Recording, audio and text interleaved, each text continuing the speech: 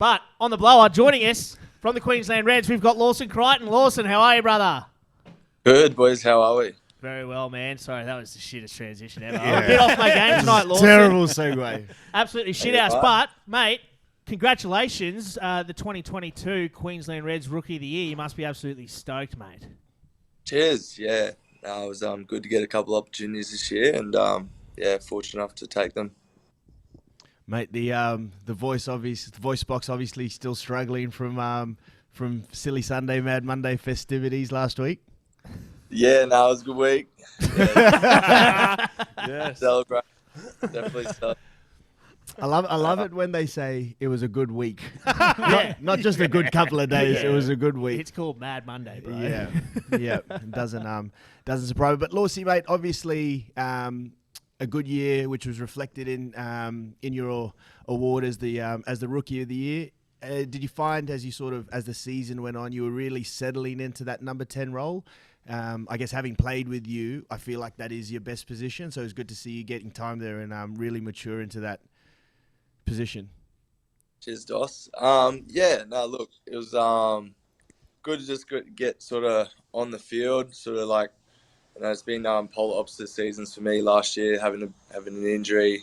So at the start of the year, it was sort of just fighting to get in the 23 and then sort of getting a crack on the wing and stuff. But then, like as the year went on, it was good to sort of find myself playing 10. Unfortunate, it's tough to, lose someone like James, but that brought sort of, opportunity for me. So, pretty glad to get into that 10 role. We've discussed and we say that that's your best position. Is that how you feel? Is that where you see yourself as a long-term Super Rugby player and hopefully international player as a 10? Yeah, for sure. I think sort of my sort of natural sort of ability and skill set, that's sort of where I feel I can bring most for a team. So, look, it's a tough position to sort of crack, I guess. So I know I've got to learn and keep growing. So, that's where I feel sort of most comfortable. And Laws, talk us through, going from playing on the wing, coming off the bench, that type of an experience. All of a sudden, you're thrown in and you're playing, Super Rugby in that number 10 jersey against the Kiwi sides. What's that like? What's the mindset like? How do you kind of deal with that? Well, look, I would have liked a little bit more time earlier on, I guess. And as it played out, it's sort of thrown in there a little bit. But I don't know. Yeah, obviously a little bit nerve-wracking. Not even playing 10 for starting team, let alone coming up against guys like Richard Mwanga and these types of fellas. So maybe a little bit nerve-wracking at the start. But I think, I don't know, you do enough preparation. Once you sort of get out there, they're only just humans. So yeah, they're good footy players, but you kind of get into the rhythm of the game. Try to find your feet as best you can. That's how. And is there a moment that you kind of realise that? Is you kind of, obviously, you'd be pretty built up, you'd be pretty nervous going out there. Is there a moment you kind of realise, oh, well, hold on, they're just like me, they're just like everyone else kind of standing around? Yeah, I think very first game against the Canes, we ended up, I kicked a couple of goals, so it sort of got me in the game. We're up 17-0, so I was like, at half-time, I think, so... it was just like, this is easy. Geez, this is not too bad. But you can flick off in an instant, and they roll you off pretty quickly. So, no, it's definitely a lot to learn as well. Awesome, mate. Big Fat Das here, mate. You won Rookie of the Year this year, and do you think if you keep training and working hard, you'll be able to? I don't think it's ever been done, but win Rookie of the Year next year if you work hard. I don't think it's possible. We'll try to give it a crack. I can do everything I can. That's it. That's all you ask. Hey? That's all you can ask for. Yeah. Just try. I was nervous and then I heard his question. Hey, mates, Friends here. So I just got a couple questions for you. Obviously, are you going back to club now? And when are you starting to play again? And on the weekend? What position? Played on the weekend, mate. Did you play on the weekend? Yeah. Sorry, I don't watch brothers. Guys. No, so because you got a fair few tens coming. Rowan Sarfaloy is coming back. Tyler Adams has been pretty good this year. Where are you sort of slotting in there? Where did you play on Saturday? Where'd you play on Saturday? Ron's not here yet, guys. I don't know I haven't heard Mail and Rowie, but that would be a pretty big in. Allegedly, Yeah, Cheers look, told me today. I haven't- Hot off the I press, haven't- boys. So it makes it a bit hard to slot back into 10, but I think as the weeks sort of go on, I'm hoping to sort of push into that position. Tyler's playing well and he's an experienced player as well, so I'm not sure how that will all play out. It's good to be back playing for the field. It's good times. Yuck. Well, Laws, we were just discussing as well. We were discussing, I'm not sure if you're on the air for this, the Wallabies squad, and we made the comment in regards to Noel Olasiu, obviously being selected in the squad alongside James O'Connor and QC, and Doss was saying, obviously, that there is that injury cloud over James, but also there's probably more potential to be learning from two of the supreme fly halves in world rugby. You obviously work pretty closely with James himself. What sort of wisdom, for lack of a better term, can he sort of impart on you, obviously trying to learn the ropes in that Super Rugby environment? Yeah, I guess, he's been all over the world and had lots of different experiences. So I think all of his knowledge is definitely something that I can take in. And, we do a lot of kicking and that together. So that's another skill set that I work on a lot. So it's good to have someone like his caliber around for me. Does he get you doing those breathing techniques and meditation and stuff as well? I haven't quite got on that one yet. Good man. I actually wouldn't be able to do it. I can't breathe through my nose very well. You know what I mean? I'm straight. It's no good. I'm not on it yet. Oh, man. Every show you make me feel so much better about myself, Reeds. Then you look in the mirror. Yeah, I do. I'm just joking. Then I go home and cry myself to sleep.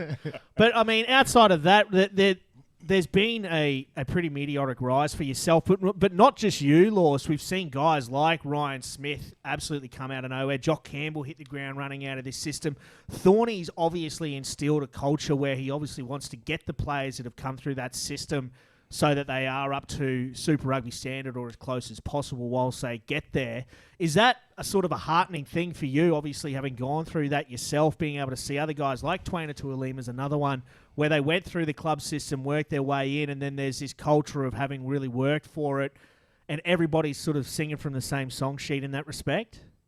Yeah, no, it's pretty cool. Cool to see. I think it sort of happened probably naturally with COVID as well. Like, obviously wasn't a lot of talent coming from overseas. So they obviously had to rely on a few boys coming through clubland and, fortunate to be one of those guys. And yeah, look, Thorny, king of culture. He's got a good group there. So no, it's good. It's good to be one of those boys that come through club footy, and there's a number of boys, so it's good.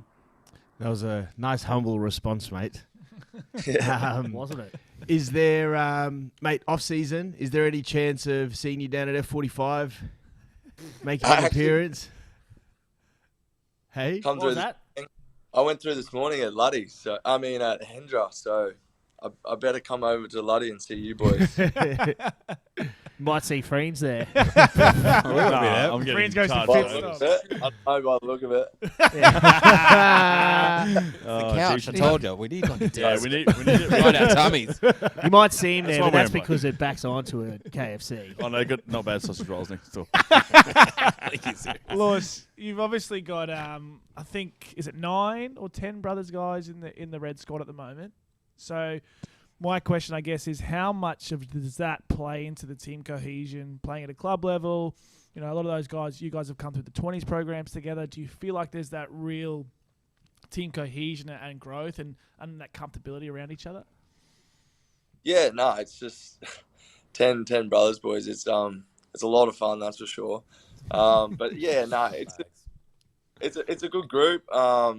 I'm not sure if you put that down to sort of Thorny and Sam, bringing those guys sort of through the 20s and all that sort of thing. I don't know if that's sort of a one-off. Like, I don't know how 10 brothers boys end up in the Reds. It's pretty wild. Disgusting. It's bullshit. Yeah, but yeah, definitely I would say as a team it makes it a lot easier, and definitely coming back to clubland, look around and have a few Reds boys in your team. It's it's pretty good fun. Big Fat Das has a question for you, Laws. Okay, I just thought of one. Does Brad Thorne ever rock up to training in like a 1998 maroon Holden Astra convertible and absolutely burning out of his radio is, I'm Thorny. No? Is that not? Does he drink? Question. I thought, No, I haven't seen that just yet. okay, I think he again. drives a Luxie, I believe. Humble. Nice. That's why you don't throw to me, J-Ball. Yeah. Sorry, Laws. Is it true that Brad Thorne is afraid of lightning and thunder? That Conor Maroney is adamant from his Queensland under-20s days that a storm came rolling in and thunder went off and Thorny went, "Get off the field!" and ran up to the top of the McLean stand and was just shaking and just geeking out. Is it true that he's afraid of lightning and thunder? I actually heard that yarn. Yeah, it is. It is. We've only had our sessions cancelled once from the Thunder, so I don't know if that's too many times already. I don't know. I wonder who his Thunder buddy is. Or yeah. So He's a weird operator. I'm not sure, but Yeah, no, it is true. It It is? is true, yeah. 2018, I remember it was a test match Tuesday, and there was a thunder, like the storm clouds were coming in, rolling through, and we were all standing out there going, fucking please, please. Yeah. Because no one wanted to train that afternoon. Bang, as soon as the first lightning strike hit, yeah, boys, pack her up. Sick. That's so crazy. It's a fun fact. Yeah. It's I'm not sure if it's a safety thing or he's just a bit geeked by it. doesn't have his thunder buddy. I don't know. That's crazy. Well, Laws, I want to get your opinion on this as well. Obviously, we saw Hudson come through. He got his Guernsey before you somehow. I didn't expect that, to be honest. Nothing against Hudson. I think he's an absolute gun, but I always thought you'd be the first one to get a Guernsey. But obviously, he's kicking some serious ass. Down in the Brumbies set up down in Canberra, you must be chuffed for him as well. yeah, it's good. It's good to see. Obviously, he's going to have that one over me for a very long time, which is unfortunate. But no, it's good to see. Obviously, didn't get opportunity to sort of stay around here with this quality depth in his position. So no, it's really good to see him get another opportunity down there. So good to see him get a run this year as well. Got a few caps. So, proud. He's an old-looking dude, eh? You know what I mean? Like, He looks like Lockie, like Yeah. the same age as Lockie. Yeah. And he's got the orange tinge on his beard. It's no good. yeah, I mean, What do you mean, mate? Yeah, it's no good. It's no good. Respectfully. Redhead. He's Oh, not. right, So. right. Okay. No, I just, he's a very experienced-looking bloke, and he's a young fella. Plays Yeah. like it, mate. He plays like it too. He's a gun, mate. Yeah, I he's love him. very good. He's so sick. I'm sure he's going to start kicking some serious ass. But just on that, Laws, not many people know. Obviously, one of 6, all boys. Talk us about that. You know, you've got Locke, Byron, Jack, you know, Huddy, and then Das as well. Like, talk us about what it was like growing up. How hectic was it? Yeah. So obviously five brothers. So it's good fun. First and foremost, you know. Not for your playing mum. Nah. Nah, mum's one of the boys too. She's good fun too. Yeah, so, you know, just like playing at every sport really. So, you know, cricket and summer, all that stuff. So it's always competitive. Can end pretty badly sometimes, but it's all usually pretty good value. And yeah, even like just growing up now, so it's obviously, you know, a little bit harder to probably see everyone together at the same time. So it's pretty special when we get everyone together. It's good fun. It'll be real loose, I can only imagine, eh?